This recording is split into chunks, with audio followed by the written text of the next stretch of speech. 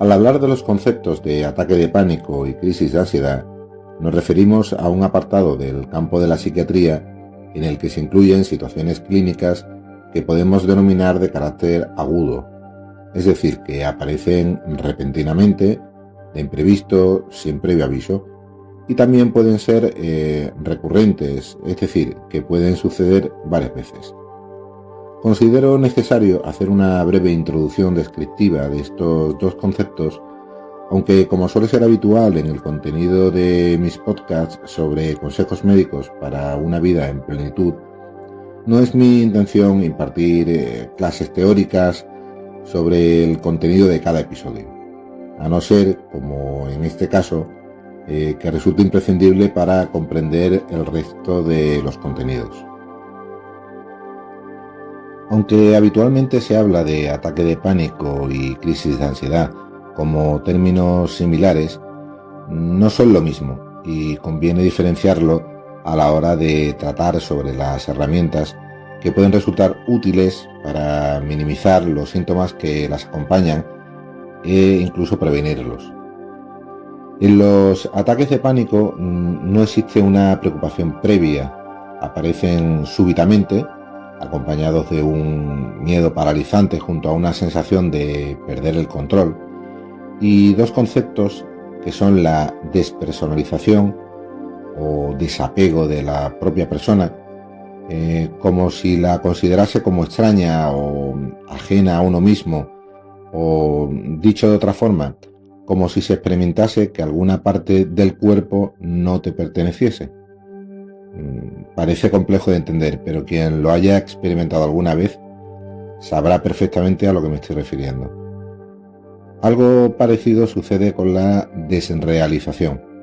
en la que esas sensaciones no se refieren al propio cuerpo, sino al exterior,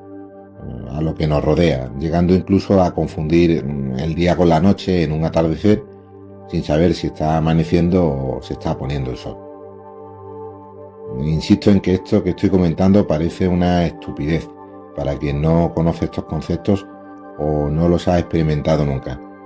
pero es necesario que se conozcan para que, si sucede en algún momento o ya los estamos experimentando y no sabemos lo que es, como se suele decir, la información es poder, y un colchón para amortiguar el golpe de la ignorancia ante estas realidades que acentúan más los síntomas físicos y psíquicos de los ataques de pánico. Continuamos describiendo el ataque de pánico. Presenta síntomas físicos que comparte con la crisis de ansiedad,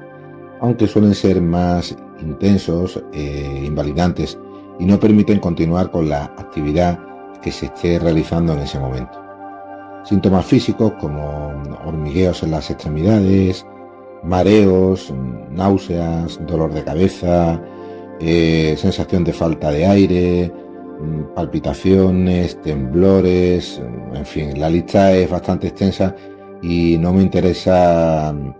describirlos todos. Solo informar de la necesidad de consultar a un profesional sanitario ante la presencia de alguno de ellos para permitir diferenciar estos síntomas en cuanto a la causa que los provoca, ya que a veces no es psíquica, sino es de causa orgánica y tiene que ser estudiada. Respecto a la crisis de ansiedad, aparece en el contexto de una preocupación previa que está solapada en el tiempo, acompañado de angustia e intranquilidad que al intensificarse llega a convertirse en una crisis propiamente dicha. Aunque, como he dicho antes, con síntomas físicos menos agudos e invalidantes que en el ataque de pánico, donde no suele haber una causa concreta que lo provoque, a diferencia de una crisis de ansiedad en la que el agente estresante sí que se encuentra identificable, como puede ser, por ejemplo, la ansiedad que se puede experimentar previamente a realizar un examen.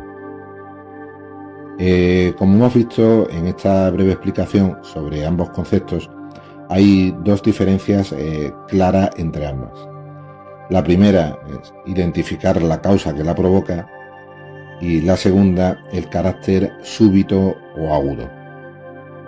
Una vez explicado ambos conceptos, trataré de daros unos tips que resulten de ayuda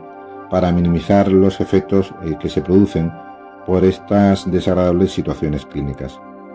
Lo primero es la comunicación. El ser humano tiene la tendencia a no comunicar sus propias experiencias negativas por miedo al rechazo o la incomprensión. Y esto no hace sino incrementar los síntomas de la ansiedad. Por tanto, comunicarlos a personas cercanas de confianza es fundamental. Ayudará a no sentirse solo ante el problema. Como se suele decir, juntos somos más fuertes. Por supuesto, y como dije anteriormente, comunicar los síntomas a un profesional sanitario que permita identificar la causa que origina los síntomas es siempre fundamental. Lo siguiente después de la comunicación es obviamente la información.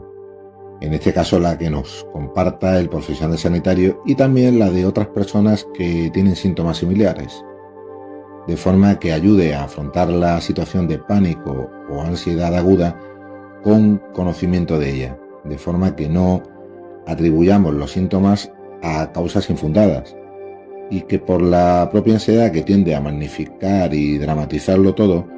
suelen ser de extrema gravedad, como un infarto agudo de miocardio, un ictus o cualquier circunstancia que pueda ser potencialmente mortal. De hecho, es habitual las consultas al servicio de urgencia y, como dije antes, los ataques de pánico, por su carácter más intenso y agudo, por síntomas físicos que son atribuidos por el propio paciente a una causa orgánica. Insisto en la importancia de consultar a un profesional sanitario ante síntomas que aún no han sido claramente atribuidos a una situación psíquica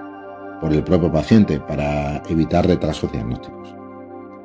Es por este motivo por el que insisto en la importancia de la información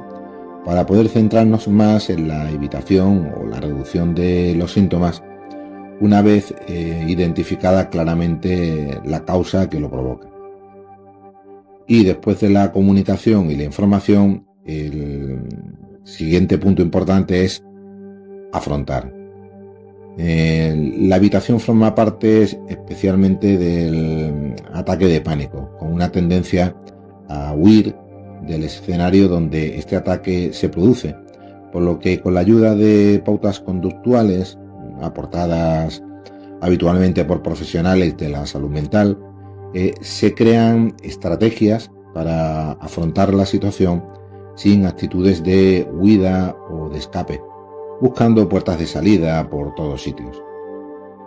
Esta actitud de plantarle cara a esta estresante situación y no huir de ella va a incrementar la fortaleza o la autoestima que permita aumentar las posibilidades de éxito para bloquear los síntomas si se llegasen a repetir en una nueva ocasión. Por último, y sobre todo respecto a la crisis de ansiedad, que al ser más solapada y menos aguda que el ataque de pánico, permite llevar a cabo el uso de esta interesante herramienta, tenemos lo que llamaría yo parada y reflexión. Como el efecto que se produce con una bebida con gas que agitas hasta que se produce la lógica explosión, cuando empiezas a percibir los síntomas propios de la ansiedad descritos previamente, parada para no continuar agitando esa bebida con gas, o sea, nuestros pensamientos negativos o rumiaciones obsesivas, y reflexión, para analizar esos pensamientos que no nos aportan ningún tipo de solución y contrarrestarlos con pautas de relajación para que los síntomas no acaben en una crisis de ansiedad.